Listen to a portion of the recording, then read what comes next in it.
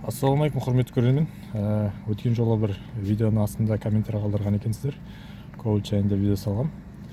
Сол кезде стекло тазалайтынның, яғни стеклоочистительдің предохранителін сұраған екенсіздер. Соны сіздерге көрсетіп кетейін.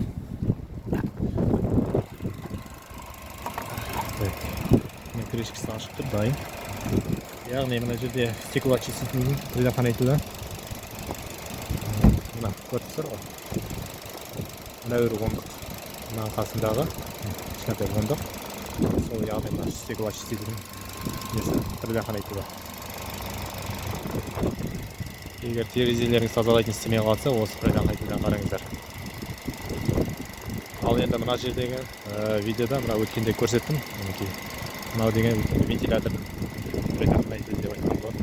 Осы жерде видео болған. Және де менің парақшама кіріп көрсеңіздер, анда коваль жайында температураны қалай қоюға болады, температура көрсететін приборды сол жайында видео салған болатын. Соны көрсеңіздер болады.